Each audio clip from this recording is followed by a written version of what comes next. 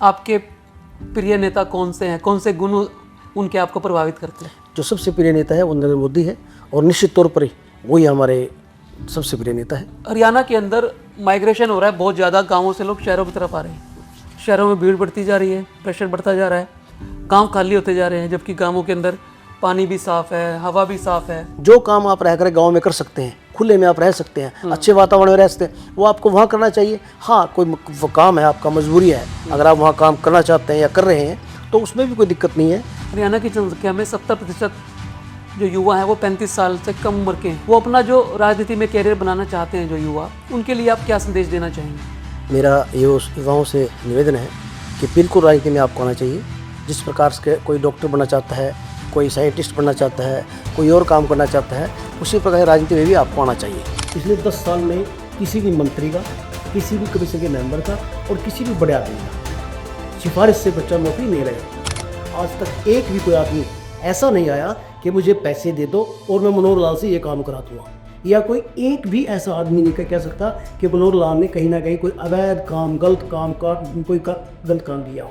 एक भी व्यक्ति उन पर एक भी आरोप नहीं लगा सकता और सभी लोगों को सरकारी नौकरी नहीं मिल सकती। मेरा निवेदन है सभी युवाओं से, और मैंने खुद भी सरकारी नौकरी की तरफ कभी ध्यान नहीं दिया। एमनेस्टी इंटरनेशनल की एक रिपोर्ट है पिछले दिनों की कि उसके मुताबिक भारत करप्शन परसेप्शन जो इंडेक्स होती है उसमें 85वें स्थान पे है। तो उस चीज़ को लेके आप क्या कहें? आज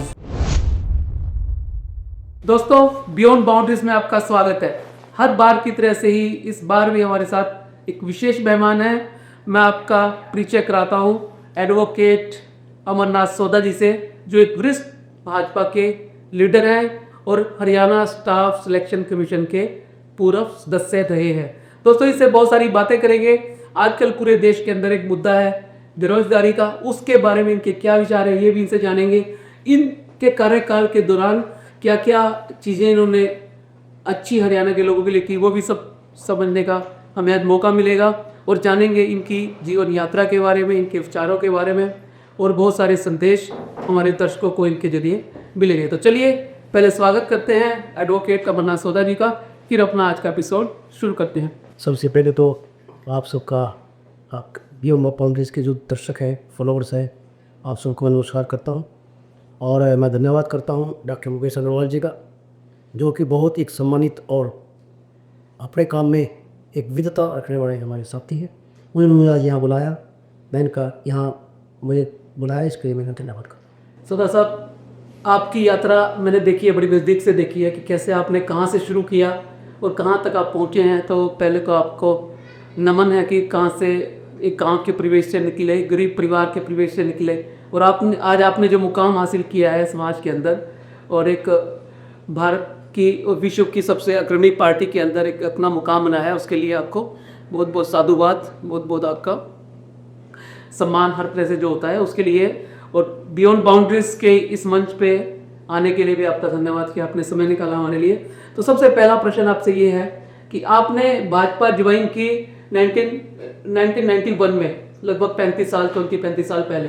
तो कैसे मन किया कि राजनीति के जरिए मैंने समाज सेवा करनी है और भाजपा को ही क्यों चुना गया?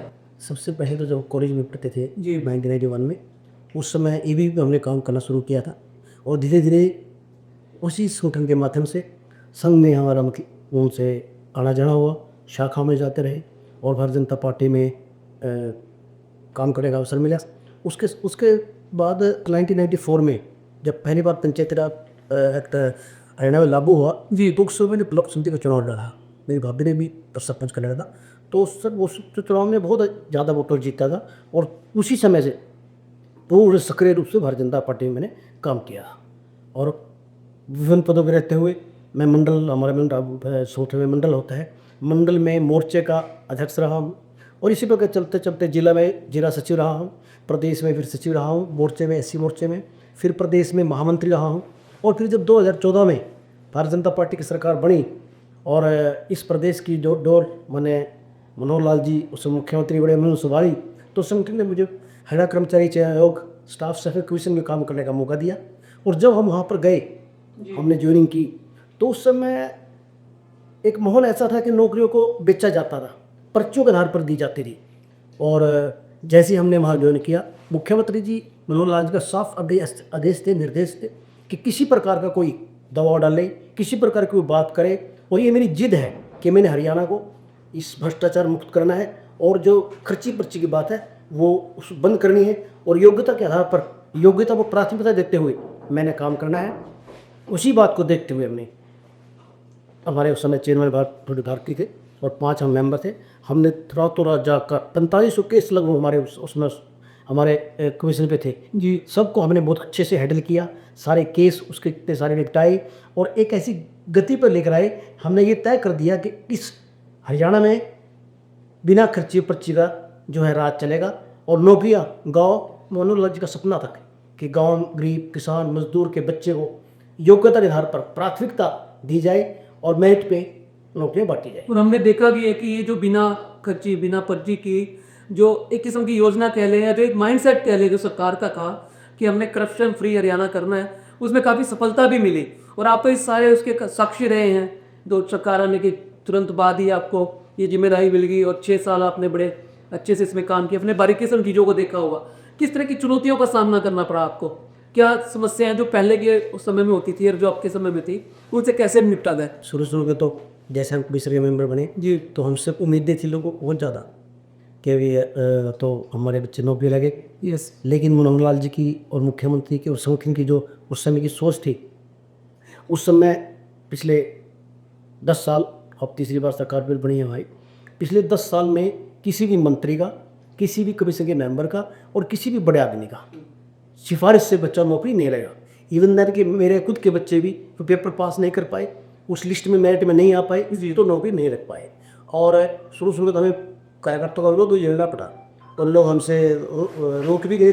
मेरे तो रिश्तेदार तक जो बेचारे अनपढ़ है वो भी आज तक भी करते जी हमारे बच्चे नौकरी लगाए। लेकिन मनोहर लाल की जिद और जो हम उनकी सोच थी उसको हमने पार उतारा और बिना खर्ची पर्ची का आज एक कार्य अहम ये भी रहा है। तीसरी बार मनोहर लाल जी के लिए तो में 2 बार सरकार है और तीसरी बार नायब सैनी जी हमारे मुख्यमंत्री है और उनके आने का सबसे बड़ा कारण मैं मानता हूँ बिना खर्ची पर्ची की। मतलब आपकी इस विशेष भूमिका जो आपका कमीशन था, क्योंकि ये माना जाता है कि स्टाफ सिलेक्शन कमीशन के जरिए सबसे ज़्यादा नौकरियों का किसी भी प्रदेश में सृजन होता है, सबसे ज़्यादा नौकरी आप लोगों के माध्यम से दी जाती है।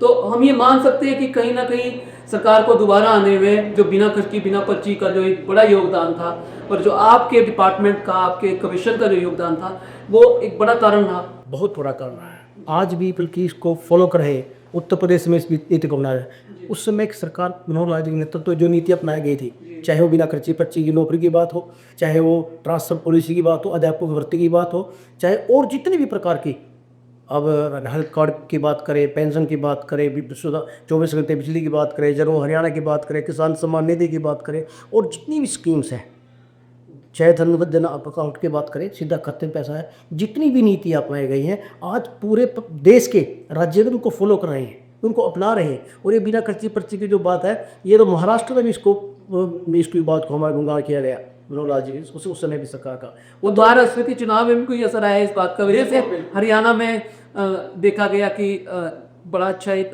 माहौल बना इससे। तो क्या महाराष्ट्र का सरकार आने में भी इस खर्ची पर्ची के? बिल्कुल बिल्कुल, ये जो नीतियाँ थी, जो योजनाएं थी, जो सफल योजनाएं रही हैं और जिनके आधार पर हरियाणा में भारतीय जनता पार्टी की सरकार बनी है, उसका असर हिमाचल में मेरे उसमें महाराष्ट्र में देखने को मिला है और आने भी आ रहा है। आने वाले समय में भी ये चीज़ें बहुत आगे बढ़ने वाली हैं। हर नेता अपनी जो यात्रा शुरू करता है राजनीति के अंदर, वो सेवा को आधार लेके शुरू करता है। तो इस मिशन को, सेवा के मिशन को आपने भी अपना जरिया अपनाया, राजनीति में आप आए, तो कैसा अनुभव रहा जो आप सोच के आए थे? क्योंकि बहुत सारे लोगों को मैंने देखा है कि बड़ी बातें करते हैं और बड़ा साफ मन से राजनीति में जाते हैं, लेकिन वहाँ का माहौल कई बार ऐसा मिल जाता है कि आदमी को भी उसका एक हिस्सा बनना पड़ता है, उस सिस्टम का हिस्सा बनना पड़ता है। अगर वो नहीं बन पाता तो वो बाहर निकाल दिया जाता है या खुद बाहर आ जाता है। तो आपका अनुभव कैसा रहा? भारतीय जनता पार्टी कभी 2 सांसद हुआ करते थे जी, और इसकी जो आज आप बात देखिए, पूरे देश में सरकार आई थी, केवल एक ही मौका यहाँ रहता है, कार्यकर्ता भी एक ही बात सिखाई जाती है और एक ही बात बताई जाती है और हम जिसको फॉलो करते हैं वो हमारे नेता भी उसी बात का फॉलो करते हैं कि सर्वप्रथम राष्ट्र है वो सबसे पहले अगर कोई किसी की बात करते हैं, उनके लिए सर्वप्रथम कोई चीज़ आती है तो देश आता है, राष्ट्र आता है, उसके बाद पार्टी की बात आती है, और मैं व्यक्ति यानी कि वो तीसरे नंबर पर है। तो इस सोच को जब समझ लोगे, इस बात को जब जान जाओगे, तो आपको दिक्कत आएगी ही नहीं। जब आपने एक बात ठान लिया कि पहले मेरे लिए देश है, बाद में पार्टी है, और कहीं अब नंबर आएगा तो व्यक्ति का सबसे अंतिम है लक्ष्य। अब मैं लगभग 35-34 साल से भारतीय जनता पार्टी का कार्यकर्ता हूँ, और विभिन्न पदों पर काम करते हैं और लगातार काम करते हैं, दरी बिछाने से लेकर के और कमीशन में जाने तक का काम किया। आज भी पार्टी कार्यकर्ता हूँ, मैं पार्टी का नेता नहीं हूँ, आम कार्यकर्ता हूँ, वही साधारण कार्यकर्ता मैं हूँ, वही कोई और बड़ा नेता भी हमारा वही कार्यकर्ता है। तो इस प्रकार से इन नेताओं को फॉलो करते हुए हमने लोग काम साथ साथ काम किए, उनकी सादगी देखिए। आज तक एक भी कोई आदमी ऐसा नहीं आया कि मुझे पैसे दे दो और मैं मनोहर लाल से ये काम करा दूँगा, या कोई एक भी ऐसा आदमी नहीं कह सकता कि मनोहर लाल ने कहीं ना कहीं कोई अवैध काम, गलत काम का गलत काम किया हो। एक भी व्यक्ति उन पर एक भी आरोप नहीं लगा सकता। तो ऐसे आदमी के, ऐसे पुरुष के और महापुरुष के नीचे और साथ जी ने जो काम किया हो, मैं समझता हूँ वो कभी निराश और कभी परेशान नहीं। राजनीति में आमतौर पे भाई तीजावाद, नेपोटिज्म की बड़ी चर्चा होती है। परिवार को दिया जाता है, नौकरियां दे दी जाती हैं, रिसोर्सेज का है, भंडारपोल दिया जाता है। तो ऐसा कुछ कभी आपको अपने कार्यकाल के दौरान कुछ देखने में आया, क्योंकि आप बड़े जिम्मेदारी वाले पद पे रहे? भारतीय जनता पार्टी जितने भी जो भी कार्यकर्ता हम जो भारतीय जनता पार्टी को समझते हैं, वो ऐसी कोई उनकी सोच नहीं है। आप किसी भी नेता को देख लीजिएगा, पहले आज से 10-15 साल पहले की बात करें, जिस प्रकार से घोटाले, जिस पर घपले, इस प्रकार नेताओं के बारे में सोच होती थी, आज वो पूर्ण से बदल चुके हैं। नेताओं के बारे में सोच होती थी कि वो गलत हैं, उल्टे काम सारे नेता ही करेगा, जिसने कुर्ता पजामा सफ़ेद पहन लिया यानी कि वो चोर है। और हालांकि जो समाज सेवा का, समाज का दर्पण, समाज का एक अभिन्न अंग और समाज को दिशा देने का काम नेता का होता है। तो भारतीय जनता पार्टी के जो कार्यकर्ता हैं वो अपने आप को आम कार्यकर्ता समझ के काम करते हैं। उसी नीति पे हमने भी काम किए। और अब भाजपा पे एक हमेशा से आरोप ये लगता रहा है कि इन्होंने राम को या धर्म को बुलाने का काम किया है, उसके जरिए ये राजनीति करते हैं, उसके जरिए ये वोट बैंक को तवज्जो देते हैं, उसके जरिए ये सत्ता में आने का काम करते हैं। तो इस अवधारणा के पीछे क्या बात है, और आपको इस तरह से इन चीज़ों को किस तरह से देखते हैं? सबसे हमारा जो होता हम कहते थे कि राम लला हम आए वे मंदिर वहीं बनाएंगे, और ये हमारा आज का नारा नहीं था। जब से भारतीय जनता पार्टी इस नारे को लेकर चली थी, और वर्षों पहले, उस समय तो हमारे 2-3 सांसद हुआ करते थे, 10-20 सांसद हुआ, उस समय हमने राम मंदिर बनाने की बात की थी और धारा 370 की बात की थी। जब हमारी सरकार पूर्ण बहुमत की आई, तो आज देखिए हमने कांग्रेसी कहते हैं कि ये बीजेपी वाले सिर्फ राम लला हम आएंगे मंदिर वहीं बनाएंगे, सिर्फ इलेक्शन के टाइम कहते हैं तो लेकिन हमने 22 जनवरी को मंदिर का शिलान्यास किया और वहाँ पर पूजा अर्चना की, और वही 370 हटा करके देश को अभिन्न बनाने का काम किया, और जो ये कलंक था देश के प्रतिशत धारा के नाम से, उसको मिटाने का काम किया। हरियाणा स्टाफ सिलेक्शन कमीशन में जब आप रहे, तो चयन प्रक्रिया जब होती है तो उसको पारदर्शिता लाने के लिए, ट्रांसपेरेंसी लाने के लिए, उस सिस्टम को भ्रष्टाचार मुक्त बनाने के लिए आपने क्या क्या किया? जो कि समय समय पर नई तकनीक की अपनाई जा सकी थी। जैसे कि हमने कभी पेपर लिया, जैसे पेपर लेते थे कोई खापियाँ होती थी, वो उसमें से नकल कर लेते थे। एक माफिया होता था, उसको कहीं ना पकड़ लेता था। तो हम प्रिंटिंग प्रेस से लेकर के हम प्रयास करते थे, प्रिंटिंग प्रेस से लेकर के सुरक्षित जगह आए, वहाँ से जब जहाँ पेपर जाना है वहाँ से ठीक पटे, और जो ट्रांसपोर्टेशन सिस्टम का पूरा सारा वो हमने दुरुस्त किया। उसके बाद जैसे कैमरेज लगाने का हमने काम किया जी, फोटोग्राफी करने का काम किया, हर चीज़ को रिकॉर्ड करने का काम किया, बायोमेट्रिक का काम किया, और फेशियल एक आजकल नई आई है, वो फेशियल उसको रिकॉग्निशन से उससे जोड़ा ही थी, उसको हटाने का काम किया जी। और हमने कोशिश की कि सारा का सारा काम पारदर्शिता से और कंप्यूटराइज किया जाए। तो मैं आदमी का उसमें कम मूवमेंट हो, क्योंकि इतने आदमी उसमें जाएंगे तो हो सकता है वो कोई वो मैनुअल जो टच है वो खत्म कर दिया, सारा डिजिटल चीज़ें लास्ट करेगा काम। तो उससे कुछ फर्क देखने में आया है? बिल्कुल, हमारे आप सबके सामने आज आपको किसी सिफारिश जाने की जरूरत नहीं है। आप अपना कंप्यूटर निकालो, जैसे रिजल्ट आएगा आपको पता चल जाएगा मेरे नंबर कितने हैं और मैं कहाँ खड़ा हूँ, मेरी कट ऑफ कितनी है, वो सारा कुछ। तो जो कांग्रेस या बाकी पार्टियां आपके ऊपर आरोप लगाती है कि इन्होंने बेरोजगारी सृजन करने में कुछ नहीं किया, भ्रष्टाचार पहले से ज़्यादा बढ़ा है, इवन एमनेस्टी इंटरनेशनल की एक रिपोर्ट है पिछले दिनों की कि उसके मुताबिक भारत करप्शन परसेप्शन जो इंडेक्स होती है उसमें 85वें स्थान पे है। तो उस चीज़ को लेके आप क्या कि आज देखिए भारत का जवान अपने आप को गौरवान्वित सोचता है। जी आज भारत की सेनाएं अपने आप सबसे दुनिया महसूस करती हैं। हम 5वें नंबर की अर्थव्यवस्था है। पिछले 10 साल में एक भी आप कोई घपला घोटाला बता दो। और उनके तो प्रधानमंत्री कांग्रेस के कहते थे कि भैया मैं 1 रुपया भेजता हूँ तो 15 पैसे पहुँचते हैं। और हमने जन धन अकाउंट खोल करके हमारे प्रधानमंत्री नरेंद्र मोदी जी की स्कीम के साथ अगर कोई वहाँ से 10 पैसे ही भेजता वो 10 के 10 पैसे खाते में आएंगे। और जितना भी उसमें कोई भ्रष्टाचार की कोई बात तो बताए, कोई अब लगाए ना हो नरेंद्र मोदी जी ने भ्रष्टाचार किया है, कोई आरोप लगाए ना मनोहर लाल जी ने भ्रष्टाचार किया है। और वो के सारे नेताएं आधे ज़्यादा नेताएं जेल के अंदर जा चुके हैं। तो इस प्रकार की बातें ये आंकड़े करें, ये बहकाने का काम है। ये देश को एक अच्छाई से और सच्ची बातों से दूर करने पड़े होते हैं। हरियाणा में बेरोजगारी की दर 6.8% है। इसको कम करने में आपकी कमीशन की आपके समय में क्या भूमिका रही? देखिए, जैसे आपने जम की जब जनसंख्या बढ़ेगी और जनसंख्या के साथ साथ बेरोजगारी भी बढ़ेगी निश्चित तौर पर, और सभी लोगों को सरकारी नौकरी नहीं मिल सकती। मेरा निवेदन है सभी युवाओं से, और मैंने खुद भी सरकारी नौकरी की तरफ कभी ध्यान नहीं दिया और वकालत ही अपना पेशा स्टार्ट किया। और मैं डॉक्टर साहब आपको भी जानता हूँ जी आपने भी सरकारी नौकरी की तरफ कोई ध्यान नहीं दिया, और आप आज बहुत बड़े डॉक्टर हैं।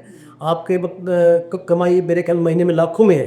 तो इसलिए मेरा सबसे निवेदन है इस बात को अदरवाइज ना ले करके इस बात को कोई ना कोई रोज़गार की तरफ ध्यान दे, अपने काम की तरफ ध्यान दे। सब लोगों को, सब पूरे देश को सरकारी नौकरी नहीं मिलती, कुछ सीमाएं होती हैं। हाँ, मैं इस बात से मुझे बहुत खुशी की बात है कि जो पढ़ने वाले बच्चे हैं, जो मेरिटोरियस हैं बच्चे हैं, उनको नौकरी निश्चित तौर पर योग्यता यहाँ पर मिलेगी। हरियाणा में पिछले दिनों युवाओं में कौशल विकास को बढ़ाने के लिए काफ़ी काम किए गए। आपने अलग से अपने डिपार्टमेंट के माध्यम से और अलग अलग चैनल के माध्यम से स्किल डेवलपमेंट करने के लिए काफ़ी काम किए। तो उसका क्या असर देखने में आता है? देखिए, कौशल के जितने भी कार्यक्रम कोर्स कराए जाते हैं, अब कौशल हमने तो एक निगम भी बना दिया इसके अंदर। उसमें जो बच्चे हैं उनको लिया जाता है, और जो ठेकेदार होते थे, जो ठेका लेते थे, वो ठेके में लेकर के, और जो कर्मचारी होता ना उसको कम पैसे देते थे। हमने तय कर दिया, हमारी सरकार ने तय कर दिया कि किस लेवल का कौशल का कर्मचारी है, अर्ध कौशल का है, बिना कौशल का है, या किस प्रकार का कर्मचारी है, उसको उतने सैलरी उसके सीधे उसके खाते में हो जाते हैं। उसमें कोई किसी प्रकार का कोई दलाली, कोई विश्वास ठेकेदार हो या किसी प्रकार का उसको कोई छेड़खानी कर ही नहीं सकता। अभी 2015 में बेटियों की जो संख्या थी वो पुरुषों से लगभग 876 थी पर 1000 पुरुष, जिसका आंकड़ा बड़ा अच्छा सुधरा है। 2023 में 923 हो गई हरियाणा के अंदर। तो एक बहुत बड़ी पिछले जो 10 साल के अंदर हमने देखा एक बड़ी अच्छी शुरुआत हुई है बेटी बचाओ बेटी पढ़ाओ, जिस योजना की शुरुआत माननीय प्रधानमंत्री जी ने करी थी आज से 9 साल पहले पानीपत से। तो उन्होंने अभी परसों एक और योजना शुरू की है, साखी योजना। तो क्या आप देखते हैं कि जो काम उस योजना से हुआ था, जितना सुधार उससे आया है, ठीक है, जो हमारी मेल फीमेल रेशो का आंकड़ा बढ़ा है, तो ये वाली जो नई योजना है इसके आने से क्या प्रभाव पड़ेगा महिलाओं की दशा? जब से भारतीय जनता पार्टी की सरकार आई है, आधे प्रधानमंत्री जी पहले जब पानीपत में आकर के बेटी बचाओ बेटी पढ़ाओ जो उनका बहुत ही ड्रीम प्रोजेक्ट था उसको लागू किया। और उसके बाद अब आप देखिए पीछे लोकसभा में कानून पास किया गया जिसमें कि 33% आरक्षण महिलाओं को दिया गया है हर जगह उनको, चाहे वो चुनाव में लड़ने के लिए जाए, नहीं राजनीति में दिया है, वो ये कर नहीं सकता था, सोच नहीं सकता था। और अभी जो प्रधानमंत्री कब एक महिलाओं के लिए जो स्कीम लॉन्च की है उसमें 21 रुपये हर महिला को घर बैठे मिले। तो जिस प्रकार से बेटियाँ हमारे बेटियाँ हों, बहनें हों, माताएं हों, जिस प्रकार से मोदी जी और हरियाणा गवर्नमेंट के बारे में सोचती है वो बहुत सराहनीय का। गरीब और पिछड़े वर्गों का उद्धार करने के लिए, उनका उत्थान करने के लिए आपके कमीशन के द्वारा और सरकार के द्वारा पिछले दिनों हरियाणा में क्या क्या प्रयास किए गए? ठीक है, सरकार के द्वारा 1,80,000 की इनकम इससे कम है जी। पहली बार हमने चिन्हित किया लोगों को सरकार ने कि जिन लोगों की इनकम 50,000 से कम है उनके लिए विशेष मेले लगाए गए, उनको गाय का, भैंस का, जानवर पालने का और चीज़ें करने का लोन दिया गया। और सरकार अफसों की ड्यूटी लगाई गई कि डॉक्यूमेंट्स करा पे इकट्ठे करना आपका है, जो 50,000 की कम इनकम है उनके डॉक्यूमेंट्स इकट्ठे कीजिए। और मेलों के माध्यम से डॉक्यूमेंट लेकर के उन सबको लोन देने का काम किया, और फिर ताकि इनकी इनकम बढ़े। अब उसके बाद फिर धीरे धीरे उस इनकम को अब 1,80,000 कर दिया। पहले 1,20,000 से कम को करीब आदमी माना जाता, अब उसके अब 1,80,000 कर दिया। हाँ, 1,80,000 कर दी। जिस परिवार की इनकम 1,80,000 से कम है उसको जन धन अकाउंट के साथ उसका खाता खुल जाएगा फ्री में। उसका जो है गैस सिलेंडर उज्ज्वला योजना के तहत उसको चूल्हा और गैस सिलेंडर उसको फ्री दिया जाएगा। उसको अनाज, अब आप देख रहे हैं उसको 80 करोड़ के आसपास लोगों को अनाज वो उसमें भी फ्री दिया जा रहा है। उसके अंदर एक हेल्थ कार्ड बनाया है जिसको चिरायु हेल्थ कार्ड, आयुष्मान भारत कहते हैं। उसको एक हेल्थ कार्ड है जिसके अंदर 5 लाख तक का इलाज उसको फ्री मिलेगा। एक हैप्पी कार्ड के नाम से एक जो आदमी गरीब लोग हैं उनको एक बस यात्रा करने का कार्ड दिया गया है जिसमें वो 1000 किलोमीटर तक की एक वर्ष में यात्रा फ्री कर सकते हैं। इस प्रकार से जितनी भी सुविधाएं हैं, 1 लाख जितने भी गरीब लोग हैं, और एक हेल्थ कार्ड जो इलाज कराने का कोई भी अपना इलाज वो हेल्थ कार्ड लेकर के, चाहे जो आयुष्मान भारत कार्ड लेकर के किसी प्राइवेट अस्पताल में जाए, बड़े अस्पताल में जाए और अपना फ्री इलाज कराए। तो इस प्रकार जितनी भी योजनाएं हैं, जितनी भी स्कीम्स हैं, वो सारे गरीब को हक में। भारतीय जनता पार्टी का एक यही है कि जो व्यक्ति सबसे लास्ट में खड़ा है, सबसे बाद में खड़ा है, उसको कैसे अंत्योदय इस व्यक्ति को किस प्रकार से मुख्य धारा वाला है, इन योजनाओं को लेकर के पिछले 10 सालों में काम किया जा रहा है। और लगातार यही जो योजनाएं हैं माने अपने नायब सैनी जी उनको आगे बढ़ाने का काम कर रहे हैं। हरियाणा के अंदर ग्रामीण जो परिवेश है, क्योंकि कृषि आधारित प्रदेश है, और शहरी कल्चर, इन दोनों को का विकास इकट्ठा साइड बाय साइड चलना चाहिए। तो अगर हम हरियाणा के विकास को एक पेड़ की तरह मान लें, और जो रूट है, जो जड़ है, उसको मान लें हम गांव, और जो तने है उसको मान लें हम शहर, तो इन दोनों के विकास की संकल्पना को इकट्ठा कैसा पूरा होते हम देखते हैं। किस दृष्टि से विभाजित किया जाता है फंड्स को, कैसे कैसे दोनों, ताकि वो समुचित रूप से दोनों का विकास होता रहे। देखिए, इस प्रकार से यशस्वी जैसे में करनाल को ने सहन भी अगर बात करें, समाज शिक्षा बनाने का काम किया।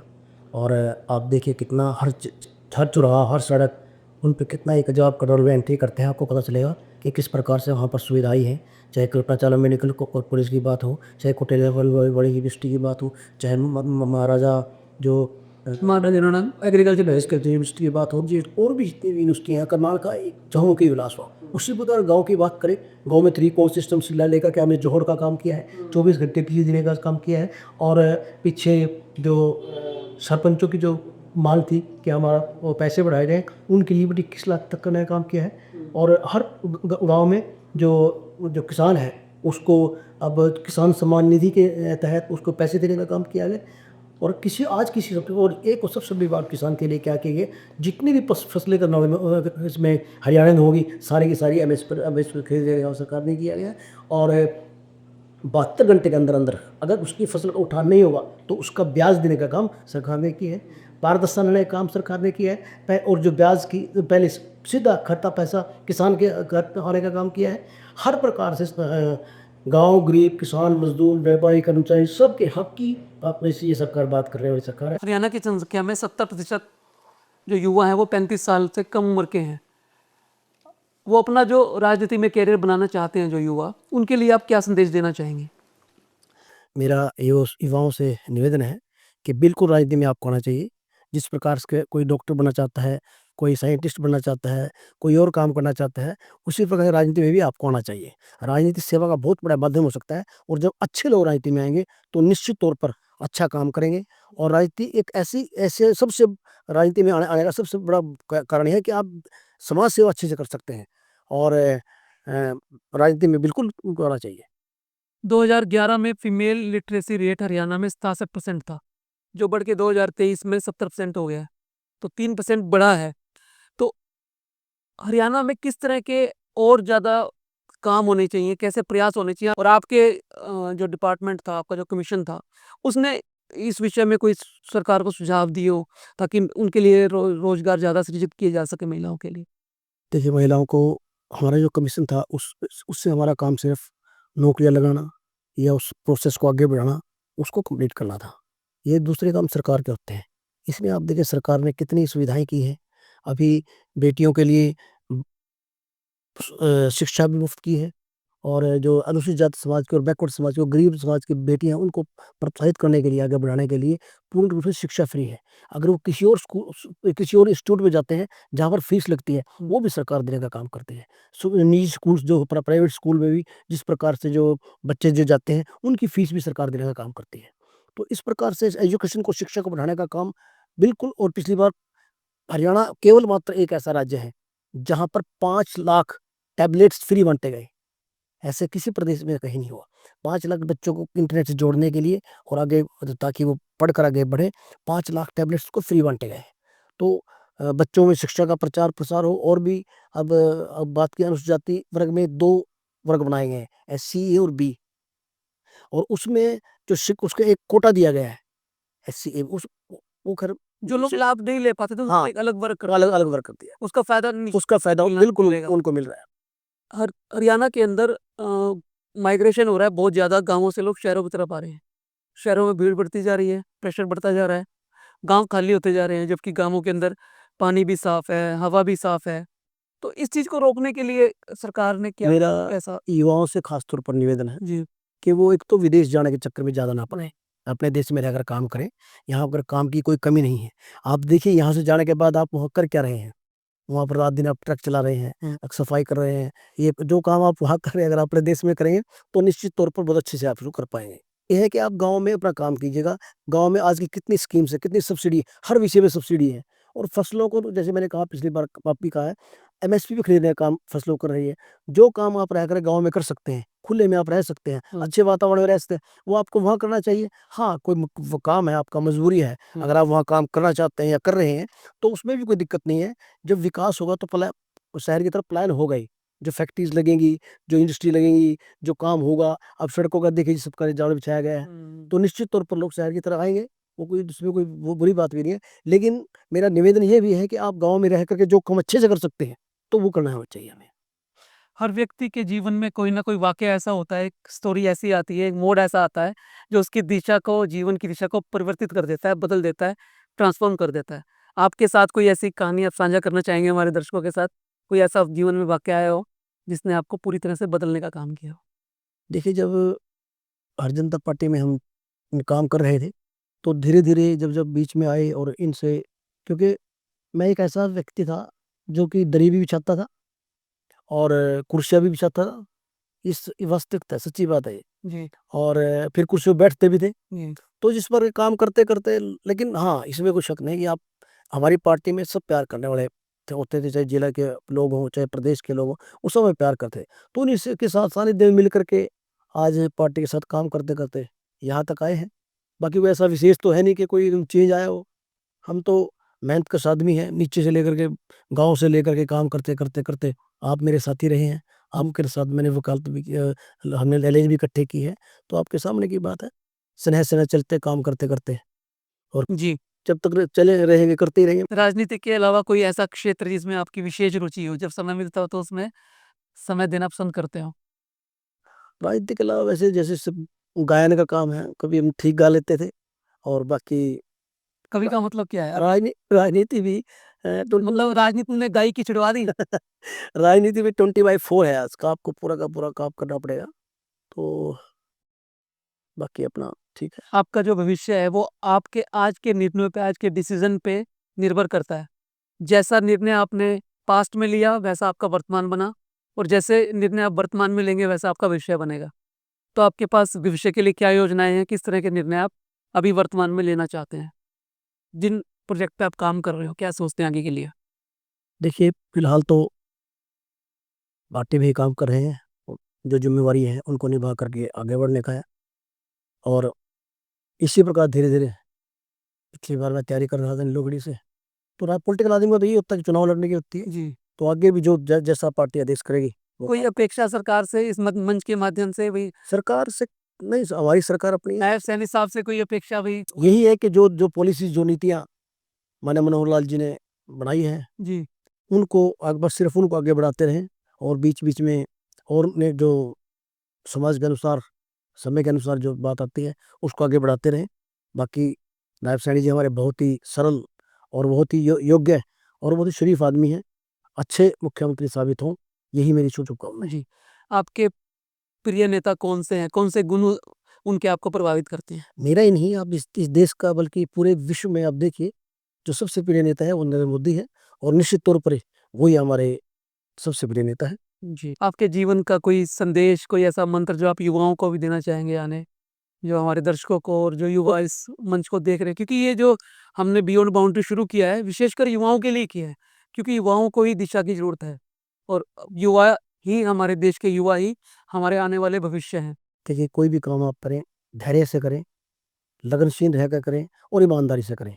जिस काम में आपके प्रति ईमानदारी है और आपने पूरा उसके ऊपर अपना आप को निछावर कर दिया, कर्मठता से काम कर दिया, तो निश्चित तौर पे तरक्की आपको मिलेगी। और जो आपने सोच लिया, ठान लिया, परमात्मा आप बिल्कुल उस चीज़ को आपको दे देते हैं, अगर आप उसको ईमानदारी से, लगन से, धैर्य से उस काम में लगे रहें।